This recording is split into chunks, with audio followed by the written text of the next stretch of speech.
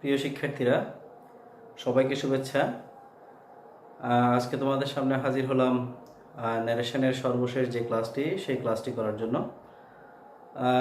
এর আগে আমি 4টি ক্লাসের মাধ্যমে ন্যারেশনের বিভিন্ন দিক নিয়ে আলোচনা করেছিলাম।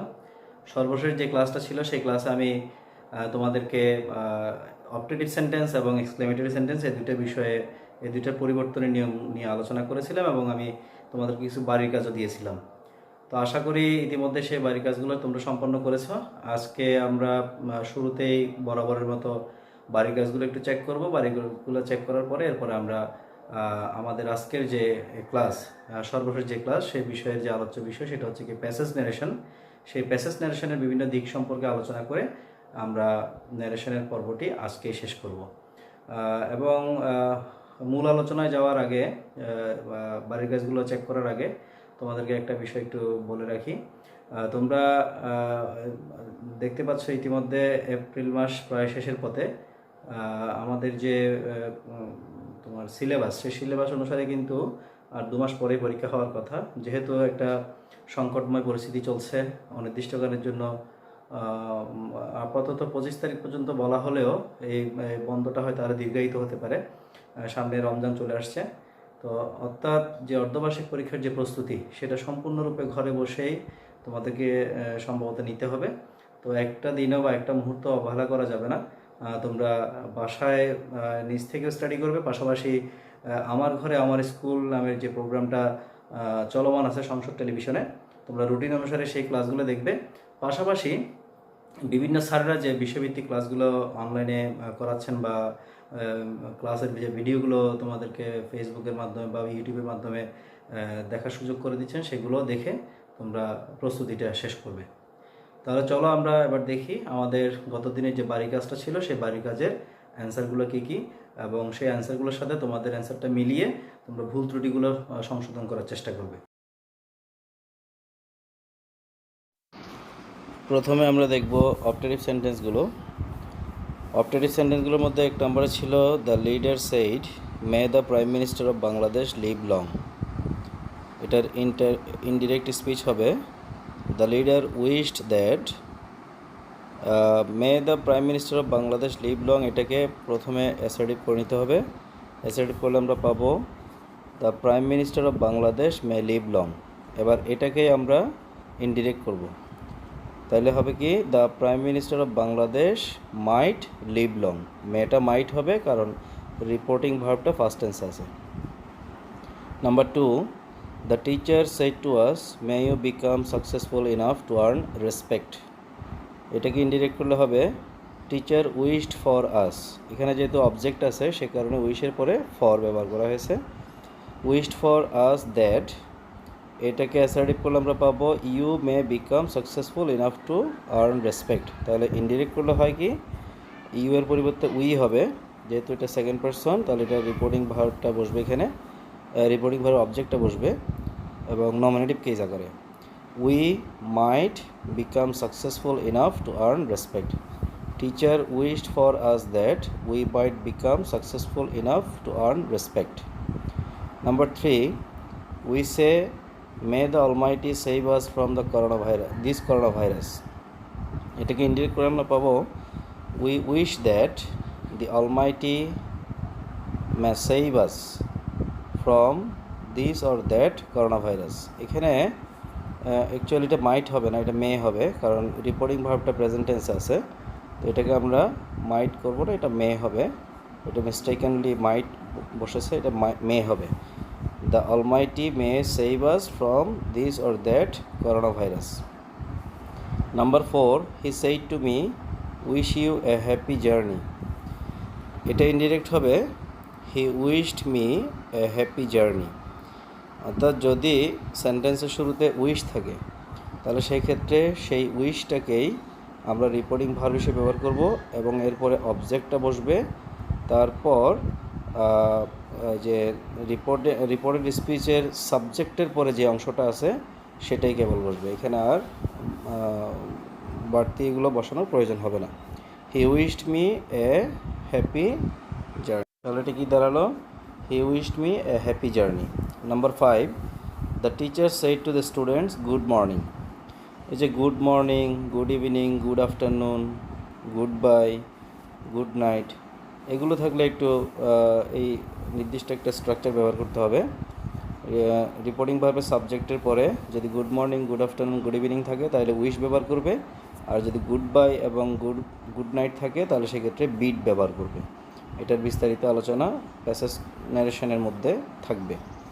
তাহলে the teacher wished the students good morning, এটা ইনডিরেক্ট স্পিচ হবে। The teacher wished the students good morning. এই ছিল অপটেটিভ সেন্টেন্সের বাড়ির কাজগুলোর সমাধান। আশা করি তোমরা করতে পেরেছো। ভুল হলে সেগুলো মিলিয়ে ঠিক করে নেবে। এবার আমরা দেখব এক্সক্লেমেটরি সেন্টেন্সের যে 5টা বাড়ির কাজ দিয়েছিলাম সেগুলোর সমাধান। তাহলে দেখি এক্সক্লেমেটরি সেন্টেন্স। এক্সক্লেমেটরি সেন্টেন্সে 1 নম্বরে ছিল the boy said hurray we have taken all the wickets. এখানে হুররে এটা উল্লাস প্রকাশ করে, যার কারণে আমরা এক্সক্লেমের সাথে উইথ জয় ব্যবহার করব। The boys exclaimed with joy that we have taken all the wickets, এটাকে ইনডিরেক্ট করলে আমরা পাবো they had taken all the wickets. তাহলে সেন্টেন্সটা দ্বারা কি, the boys exclaimed with joy that they had taken all the wickets. Number 2, what a bad luck the said. এখানে একটা জিনিস খেয়াল করো, এখানে কোনো সাবজেক্ট এবং ভার্ব ব্যবহার করা হয়নি। সাবজেক্ট যদি রিপোর্টেড স্পিচে, এক্সক্লেমেটরি সেন্টেন্সের রিপোর্টেড স্পিচে যদি কোনো সাবজেক্ট এবং ভার্ব না থাকে তাহলে সেক্ষেত্রে আমরা সাবজেক্ট হিসেবে ব্যবহার করব ইট এবং ভার্ব হিসেবে ব্যবহার করব বি ভার্ব ইজ। তাহলে এটা দ্বারা কি, what a bad lakh it is. এই হোয়াট এ ব্যাড লাক ইট ইজকে আমরা প্রথমে অ্যাসার্টিভ করব, এরপর সেটাকে ইনডিরেক্ট করব। তাহলে এটাকে অ্যাসার্টিভ করলে হবে কি, it is a very bad luck. এবার আমরা তাহলে এটাকে ইনডিরেক্ট করি, they exclaimed that that was a very bad luck, that was a very bad luck. Number 3, they said how nicely he talks in English. এটাকে আমরা প্রথমে assertive করি, he talks in English very nicely, অথবা হতে পারে he talks very nicely in English. এটার indirect speech হবে they exclaimed that he talked very nicely in English, অথবা they exclaimed that he talked in English very nicely. Number 4, we said alas we lost the match. Alas থাকলে সেক্ষেত্রে আমরা ব্যবহার করব with sorrow. তাহলে we exclaimed with sorrow that we lost the match, এটা first indefinite tense. তাহলে এটাকে change করলে আমরা পাবো first perfect tense, we had lost the match. উইটা চেঞ্জ হয়নি কারণ রিপোর্টিং ভার্বের সাবজেক্ট এবং রিপোর্টিং স্পিচের সাবজেক্ট কি person. Number 5, he angrily said what a trouble you have brought to the family. এটার এক্সক্লেমেটরি এই সেন্টেন্সটাতে অ্যাংগ্রিলি একটা অ্যাডভার্ব ব্যবহার করা হয়েছে রিপোর্টিং ভার্বের আগে, সেটা আমরা উইথ অ্যাঙ্গার হিসেবে রিপোর্টিং ভার্বের পরে রাখবো। তাহলে কী দ্বারা, he exclaimed with anger to the listener.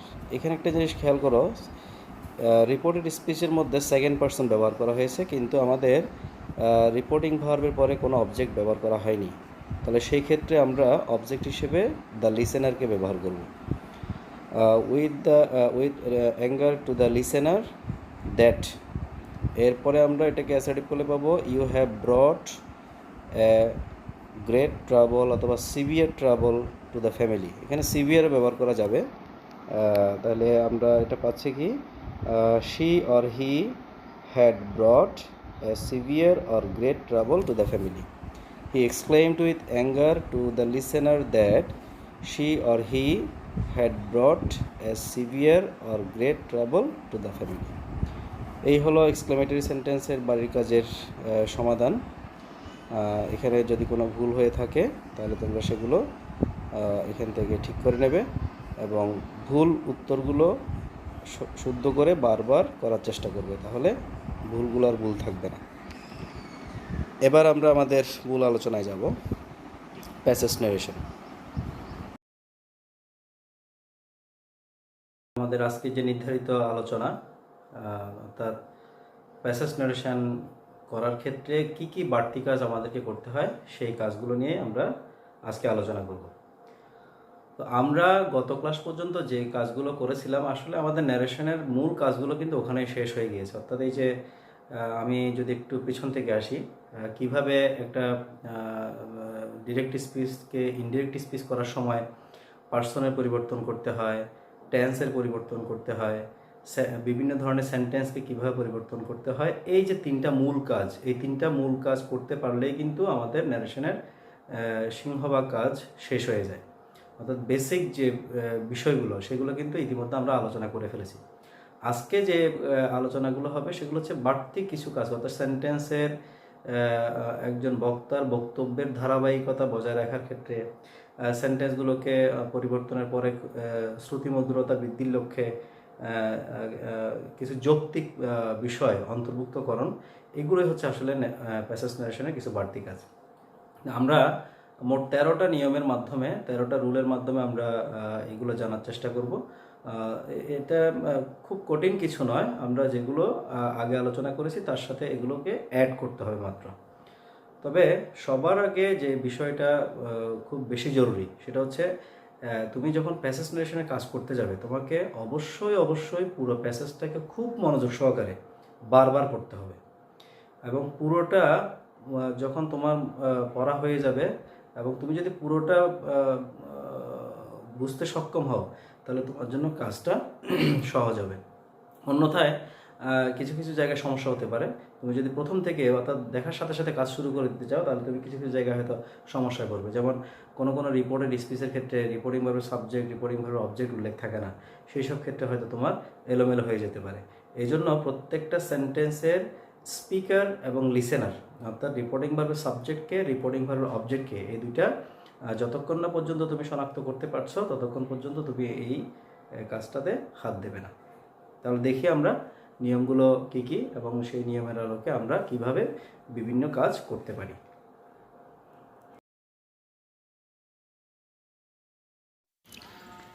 Passage narration. Some certain rules are followed while writing passage narration. All the rules are discussed with examples below. Passage ন্যারেশনে কাজ করতে গেলে তোমাকে ইতিপূর্বে আমরা যে নিয়মগুলো আলোচনা করেছিলাম সেগুলোর পাশাপাশি কিছু বাড়তি নিয়ম তোমাকে জানতে হবে। প্যাসেজ ন্যারেশনের কাজটাকে স্মুথলি করার জন্য এই নিয়মগুলো জানাটা জরুরি, এবং এই নিয়মগুলোই আমি এখন উদাহরণ সহকারে একটা একটা করে তোমাদের সামনে আলোচনা করছি। Rule 1. At first you have to read the whole passage to identify the speaker and the audience. Then you have to determine the mood of the verb in their speeches. অর্থাৎ প্রথমে তোমাকে যে কাজটা করতে হবে পুরো প্যাসেজটাকে তোমাকে ভালোভাবে পড়ে নিতে হবে। এই কারণে পড়তে হবে যে এখানে তোমার প্রত্যেকটা সেন্টেন্সের রিপোর্টিং ভার্বের সাবজেক্ট এবং অবজেক্ট এই দুটোকে ঠিকভাবে আইডেন্টিফাই করার জন্য, অর্থাৎ বক্তা এবং শ্রোতা। কারণ অনেক সময় আমরা প্যাসেজ ন্যারেশনে খেয়াল করি যে কোনো রিপোর্টেড স্পিচের আশেপাশে কোনো ধরনের রিপোর্টিং ভার্বের সাবজেক্ট, রিপোর্টিং ভার্বের অবজেক্ট এগুলো দেওয়া থাকে না। এই কারণে পুরো প্যাসেজটা খুব ভালোভাবে পড়াটা জরুরি, এবং প্রত্যেকটা সেন্টেন্স কে বলছে এবং সেটা কার উদ্দেশ্যে বলা হচ্ছে, কে শুনছে, এই দুটো জিনিস তোমাকে আইডেন্টিফাই করতে হবে। এরপর তোমাকে প্রত্যেকটা স্পিচের ভার্বের যে মুড বা ধরন সেটাও তোমাকে একটু বুঝতে হবে। এই বিষয়টা আমরা অবশ্যই ইতিমধ্যে আলোচনা করেছি, বিভিন্ন ধরনের সেন্টেন্সের ক্ষেত্রে ভার্ব কেমন হতে পারে সেটা আমরা ইতিমধ্যে আলোচনা করেছি। যেমন একটা এক্সাম্পল তোমরা খেয়াল করো, will you come with me said Priya. Yes I will come said Riya. এখানে প্রথম সেন্টেন্সটা একটু খেয়াল করো, will you come with me said Priya. Priya কথাটা বললো ঠিক আছে, কিন্তু কার উদ্দেশ্যে বললো সেটা প্রথম সেন্টেন্সে বলা নেই। তাহলে আমাদেরকে এর পরে যেতে হচ্ছে, yes I will come said Riya. তাহলে এর পরের সেন্টেন্সটা প্রথম প্রশ্নটার উত্তর দিল কে? রিয়া। তার মানে প্রথম প্রশ্নটা প্রিয়া যেটা করেছে সেটা মূলত রিয়ার উদ্দেশ্যেই করেছে। তাহলে যতক্ষণ পর্যন্ত আমরা পরের সেন্টেন্সটাতে যাচ্ছি ততক্ষণ পর্যন্ত প্রিয়া কার উদ্দেশ্যে কথাটা বলছে সেটা ক্লিয়ার নয়। এই কারণে আমাদেরকে প্রত্যেকটা সেন্টেন্স আগে ভালোভাবে বুঝে পড়তে হবে। তাহলে এক্ষেত্রে, এবং এই যে প্রথম সেন্টেন্সে অবজেক্টের কথাটা উল্লেখ নাই, কিন্তু ইনডিরেক্ট করার সময় প্রথম সেন্টেন্স থেকেই তোমাকে রিপোর্টিং ভার্বের অবজেক্টটা ব্যবহার করে যেতে হবে। তাহলে এটা ইনডিরেক্ট কি দেখো, Priya asked Riya if she would come with her অর্থাৎ will you come with me, এটা ইন্টারোগেটিভ সেন্টেন্সে ছিল, সেন্টেন্সটা ইন্টারোগেটিভ এবং এখানে শুরুতে অক্সিলারি ভার্ব আছে। তো যে কারণে আমাদেরকে এখানে কমা ইনভার্ট কমার জায়গায় ইফ ব্যবহার করতে হবে। Priya asked Riya if she would come with her. এরপর yes I will come said Riya. ইয়েসের জন্য রিপ্লাই ইন দ্য অ্যাফার্মেটিভ এটা ব্যবহার করতে হয়। এটা এরপরে একটা রুলের মাধ্যমে আমরা জানবো আরও ভালোভাবে। Riya replied in the affirmative and said that she would come, অর্থাৎ ইয়েসের জন্য রিপ্লাই ইন দ্য অ্যাফার্মেটিভ ব্যবহার হলো এবং এরপরে আই উইল কাম যেহেতু আরেকটা সেন্টেন্স রয়ে গেছে সেটাকে বসানোর জন্য আমাদেরকে একটা কনজাংশন ব্যবহার করতে হয়েছে এখানে অ্যান্ড, এবং ওই আই উইল কামের জন্য রিপোর্টিং ভাব ব্যবহার করা হয়েছে সেইড। তাইলে যেহেতু আই উইল কাম এটা একটা অ্যাসার্টিভ সেন্টেন্স সে কারণে এখানে কনজাংশন হিসেবে দ্যাট বসছে। তাহলে Riya replied in the affirmative and said that she would come.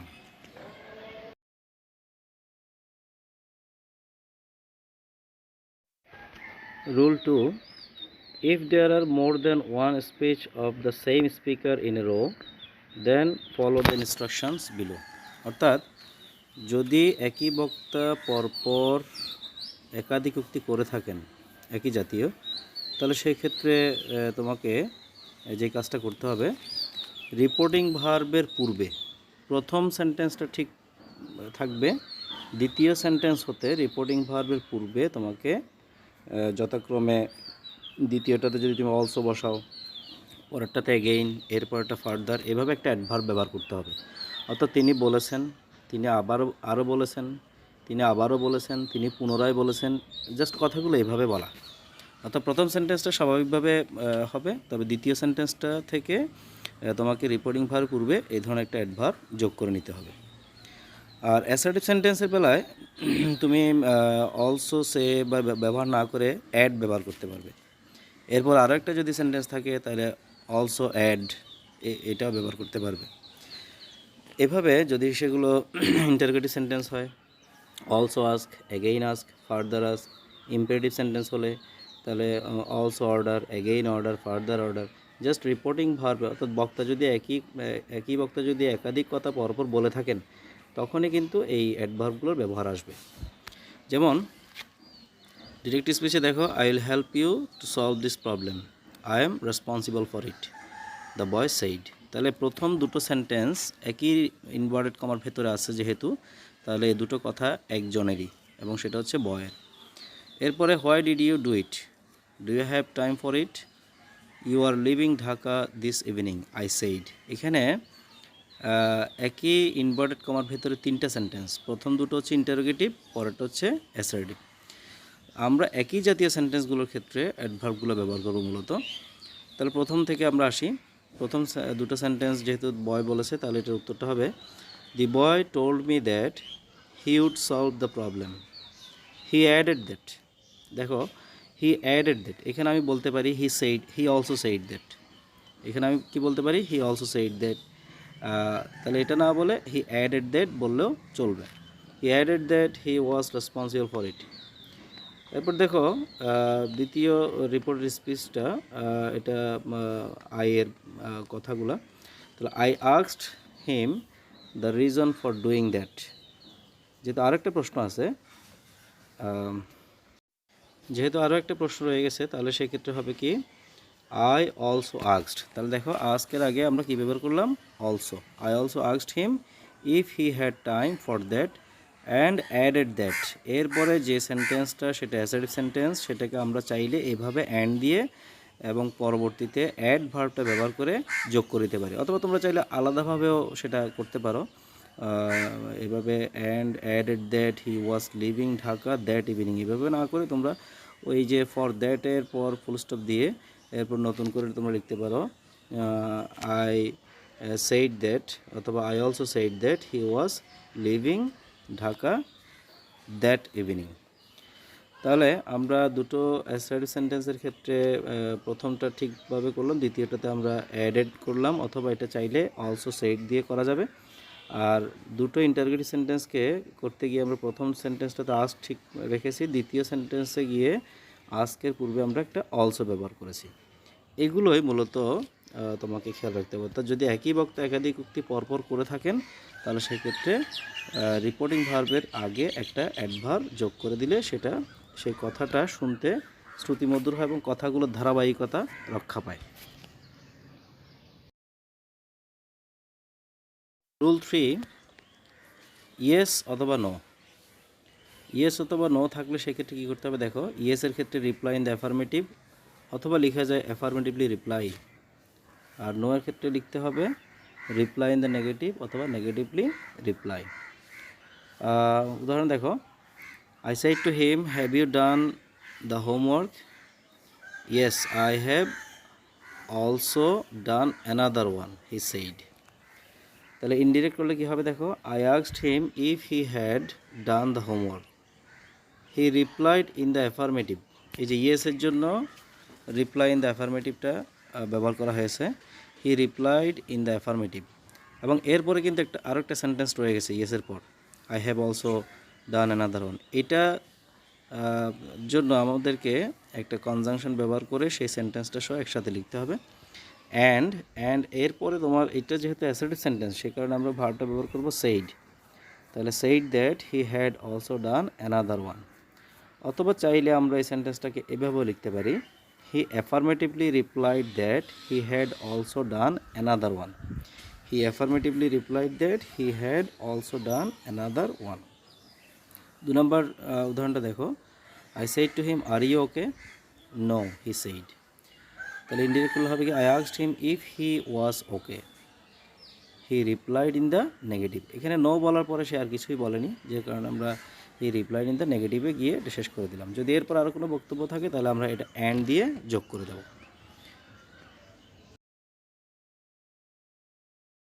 Number 4, sir বা ম্যাডাম থাকলে রেসপেক্টফুলি অথবা পোলাইটলি অথবা উইথ রেসপেক্ট ভার্বের উইথ রেসপেক্টটা ভার্বের পরে রিপোর্টিং ভার্বের পরে যুক্ত হবে, আর রেসপেক্টফুলি বা পোলাইটলি এটা ভার্বের আগেও হতে পারে পরেও হতে পারে।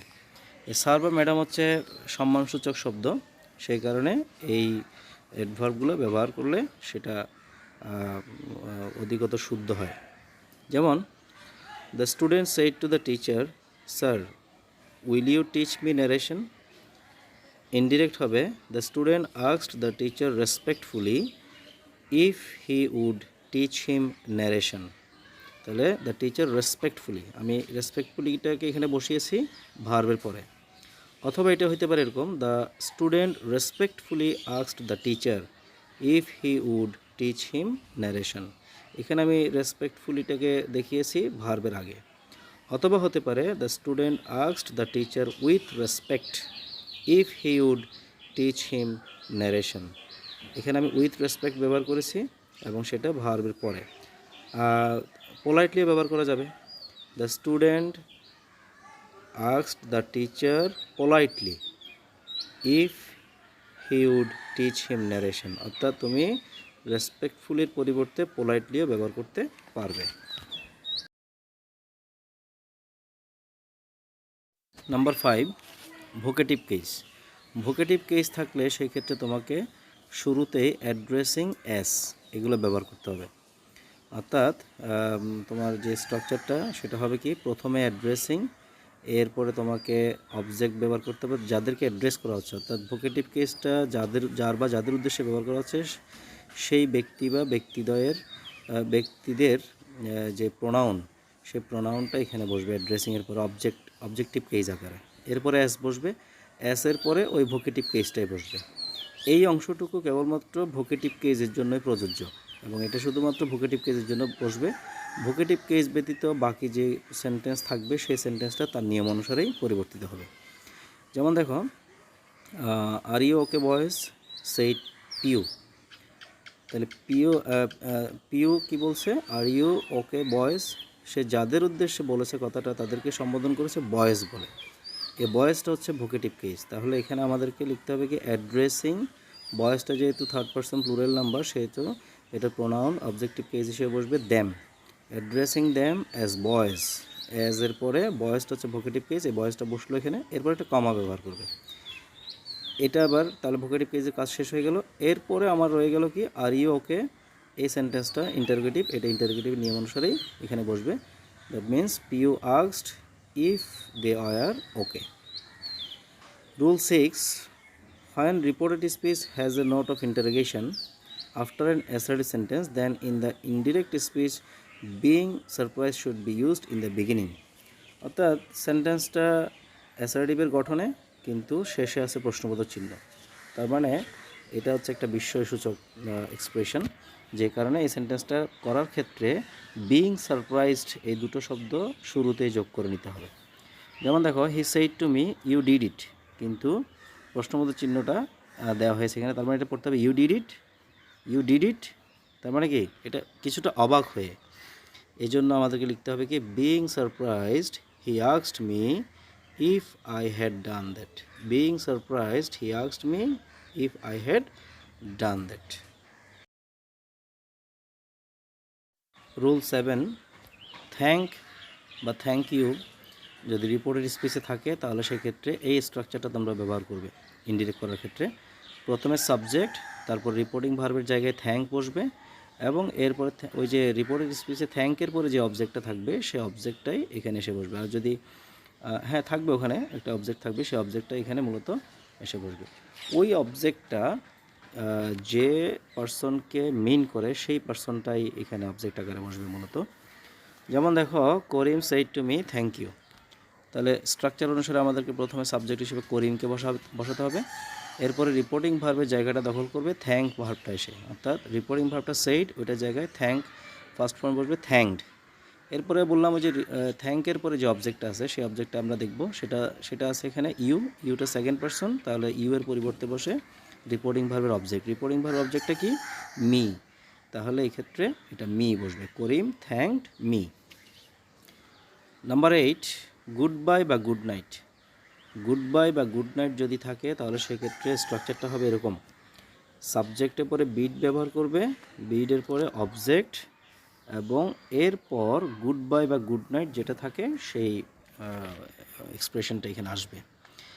যেমন mother said Lira good bye, তাহলে এখানে স্ট্রাকচার অনুসারে আমাকে সাবজেক্ট হিসেবে বসাতে হবে মাদার, তারপর বললাম বিডের ফার্স্ট ফর্ম হচ্ছে বেইড, যেহেতু সেইড এটা ফার্স্ট ফর্ম আছে তাহলে বিডের ফার্স্ট ফর্ম বেইড বসবে।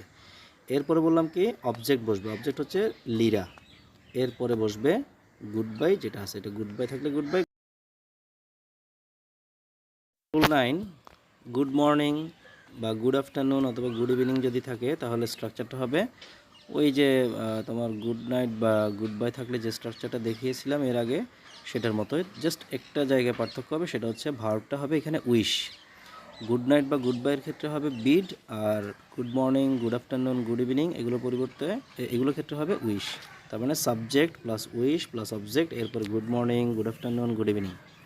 যেমন father said to her good evening, father wished her good evening. Number 10, if reported speech does not mention the speaker and the listener, in these cases you have to mention the speaker and the listener while changing it into indirect speech. কি বুঝলে? যদি reported পুরো প্যাসেজটার মধ্যেই তোমার reported স্পিচের subject, তোমার যে reporting ভার্বের subject, reporting ভার্বের অবজেক্ট অর্থাৎ স্পিকার এবং লিসেনার কারো কথাই উল্লেখ নাই, সেক্ষেত্রে তুমি কিভাবে করবে? সেক্ষেত্রে তুমি সাবজেক্ট হিসেবে দ্য স্পিকার ব্যবহার করবে আর অবজেক্ট হিসেবে দ্য লিসেনার ব্যবহার করবে। যেমন what are you doing now, I am writing an article.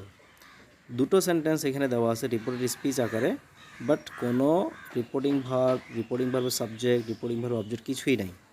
এই ক্ষেত্রে আমাকে তোমার সাবজেক্ট হিসেবে ব্যবহার করতে হবে স্পিকার, আর অবজেক্ট হিসেবে ব্যবহার করতে হবে লিসেনার অথবা দ্য পারসন স্পোকেন টু, সেটাও হতে পারে। প্রথম সেন্টেন্সটা ইন্টারোগেটিভ, তাহলে the speaker asked the listener what he was doing there. এখানে হিও হতে পারে, শিও হতে পারে, যেহেতু আমরা জানি না যে বক্তা কি, বক্তা বা শ্রোতা এরা কি মেল বা ফিমেল, এটা আমরা জানি না, যে কারণে আমাদের এখানে হি অথবা শি যে কোনো একটা ব্যবহার করলেই চলবে। I am writing an article, তাহলে যেহেতু আমরা বলেছি প্রথমটা স্পিকার, প্রথম বক্তা স্পিকার এবং শ্রোতা হচ্ছে লিসেনার, তাহলে এই দ্বিতীয় সেন্টেন্সটা লিসেনারেই উত্তর দিচ্ছে। তার মানে the listener replied that she or he was writing an article. এভাবে তোমাকে যখন সাবজেক্ট এবং অবজেক্ট থাকবে না তখন লিসেনার এবং স্পিকার দিয়ে সেন্টেন্সটা করতে হবে।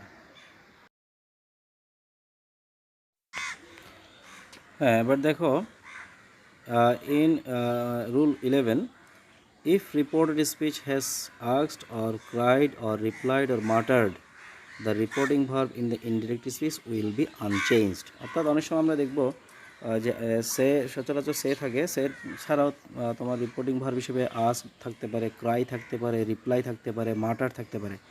এগুলো যদি থাকে তাহলে এগুলোকে পরিবর্তন করতে হবে না, এগুলো যেভাবে আছে সেভাবে থেকে যাবে। যেমন help me, he cried to help me, এখানে ক্রাইড ভার্বটাকে কোনো পরিবর্তন করা হয়নি। এভাবে তোমার রিপ্লাই থাকলে রিপ্লাই, মাটার থাকলে মাটার, তারপর তোমার আক্স থাকলে আক্স, এগুলো চেঞ্জ না করে হুবহু রেখে দিতে হবে। Rule 12, by Allah, by God, by Jove, by Christ, এগুলো যদি থাকে, এগুলো সাধারণত সৃষ্টিকর্তার নামে শপথ করা এরকমই বুঝায়। তো সেই ক্ষেত্রে তোমাকে ইনডিরেক্ট করার সময় শুরুতেই সোয়ারিং বাই আল্লাহ থাকলে আল্লাহ, গড থাকলে গড, জব থাকলে জব, ক্রাইস্ট থাকলে ক্রাইস্ট, এইভাবে বসাইতে হবে। সোয়ার মানে হচ্ছে শপথ করা, অর্থাৎ সোয়ারিং বাই আল্লাহ, আল্লাহর নামে শপথ করা। ওই যে আমরা বলি না খোদার কসম, আল্লাহর কসম, এই ব্যাপারটা হচ্ছে সেরকম, ভগবানের দিব্যি, এই কথাগুলো হচ্ছে সোয়ারিং বাই আল্লাহ বা swearing by God, swearing by Job, swearing by Christ. যেমন the police said to the thief, did you steal the mobile phone? By God I did not steal anything. তাহলে প্রথম সেন্টেন্সটা পুলিশে থিফকে করেছে। দ্বিতীয় সেন্টেন্সটা রিপোর্টিং ভার্ব অবজেক্ট নাই, সাবজেক্টও নাই, কিন্তু এটা বোঝা যাচ্ছে এটা এই উত্তরটা হচ্ছে থিফের। তাহলে এটাকে ইনডিরেক্ট করলে কী হবে?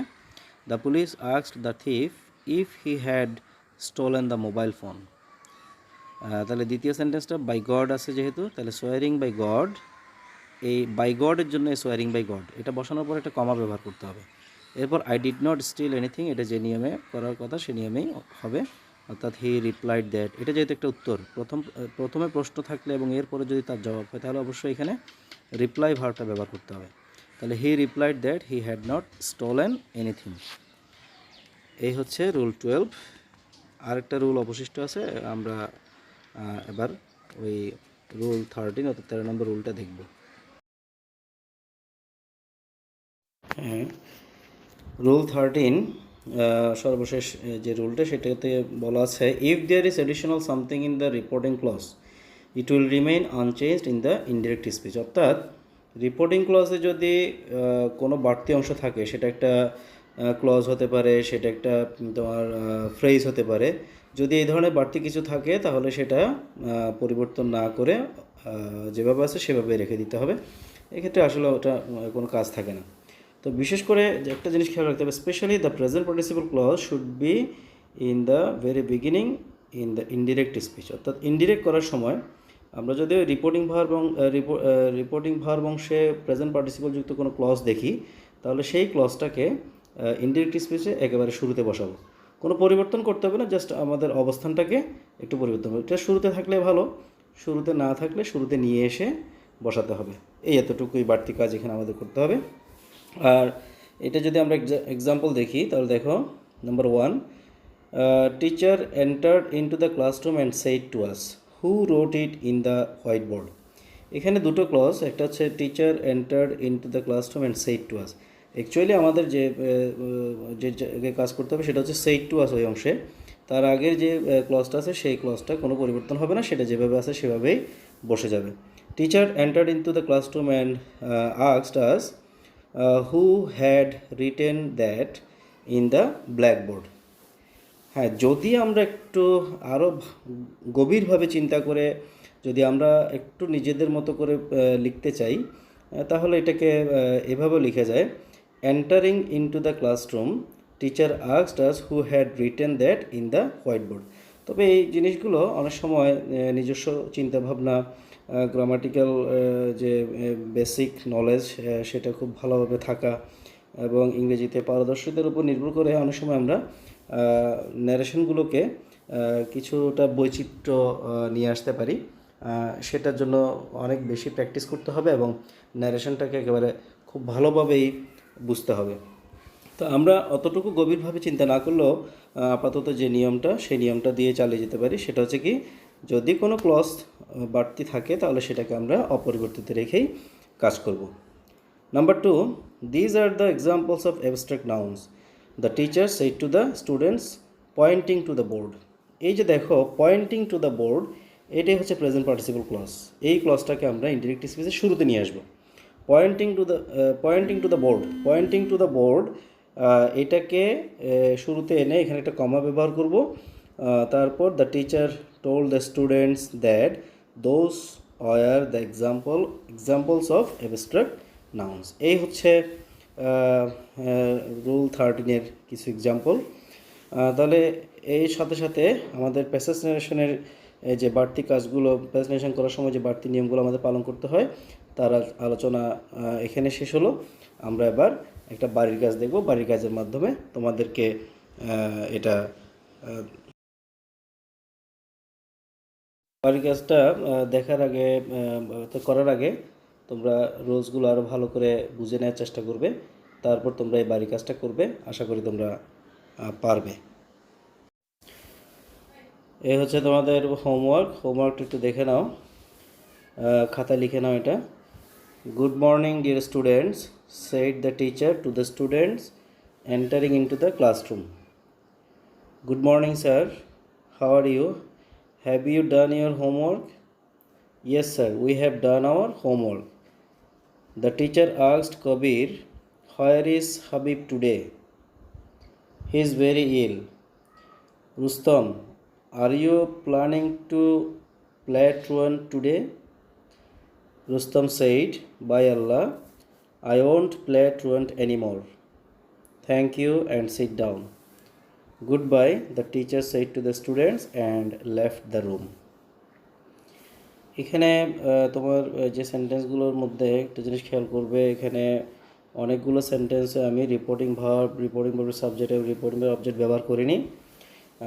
তো তোমরা যদি একটু ভালোভাবে পড়ো, কয়েকবার করে যদি এই প্যাসেজটা পড়ো, তাহলে প্রত্যেকটা সেন্টেন্সের বক্তা সম্পর্কে তোমরা ধারণা করতে পারবে, অর্থাৎ কে বলেছে কথাটা এবং মানে কে শুনেছে সেই বিষয়টা তোমাদের কাছে স্পষ্ট হবে এবং তারপরেই কাজটা করা হচ্ছে। যতক্ষণ পর্যন্ত প্যাসেজটা ভালোভাবে না বুঝবে ততক্ষণ পর্যন্ত এটা কাজ করতে যাবে না।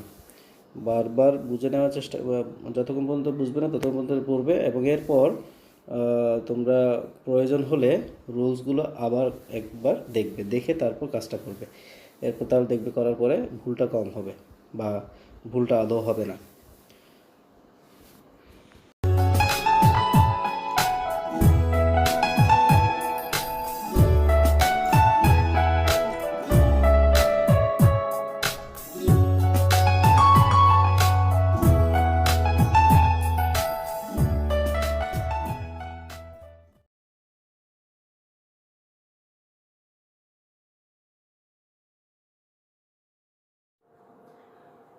এই ছিল আমার আজকের ক্লাস।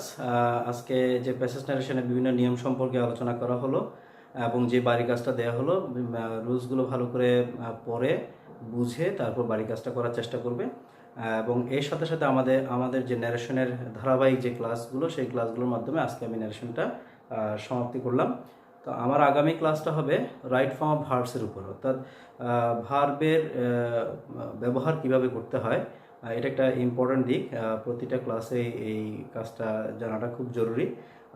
এই জন্য আমি অর্থাৎ পরের ক্লাসটা আমি রাইট ফর্ম ভার্বসের উপরেই আলোচনা করব। তো আশা করি সেই ক্লাসগুলো যথারীতি তোমরা দেখবে এবং তোমাদেরকে যে প্রত্যেকটা ক্লাসের মাধ্যমে যে বাড়ির কাজগুলো দেওয়া হচ্ছে সেই বাড়ির কাজগুলো করবে।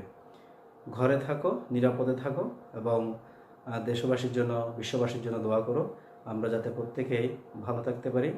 এই যে মহামারী যেটা চলছে, সেই মহামারী থেকে আল্লাহ যাতে আমাদেরকে অতি শীঘ্রই পরিত্রাণ দেন, নিস্তার দেন, সেই দোয়াটুকু প্রত্যাশা করে আমি সবার কাছ থেকে আজকে বিদায় নিচ্ছি। খুদা হাফেজ, ভালো থেকো।